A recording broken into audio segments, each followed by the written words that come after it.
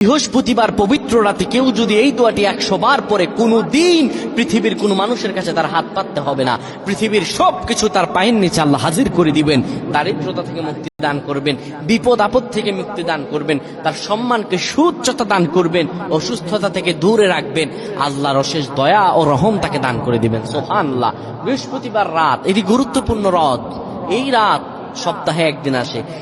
আরবিতে রাত আগে আসে, দিন পরে আসে। সুতরাং বৃহস্পতিবারের যে দিন গিয়ে রাত, এটি বৃহস্পতিবার রাত নয়, এটি শুক্রবারের রাত, এটি জুমাবারের রাত, এটি দোয়া কবুলের রাত, আল্লাহর কাছাকাছি হওয়ার রাত। সুবহানাল্লাহ। এই বৃহস্পতিবার রাত আল্লাহ তাআলা বান্দার দোয়া কবুল করেন। কেউ যদি বৃহস্পতিবার রাতে ঈশা নামাজের পরে পবিত্র হয়ে ইয়া হাইয়ু ইয়া হাইয়ু ইয়া হাইয়ু ইয়া রাফিয়ু ইয়া রাফিয়ু ইয়া রাফিয়ু এই দোয়াগুলো পড়তে পারে 100 বার, আল্লাহ রব্বুল আলামিন তার মর্যাদা বৃদ্ধি করে দিবেন। তার জীবনটাকে আমার আল্লাহ সুন্দরভাবে সাজিয়ে দিবেন। বিপদ আপদ বালা মুসিবত গুলো আমার রব্বুল আলামিন দূর করে দিবে। আল্লাহুম্মা আমিন বলেন।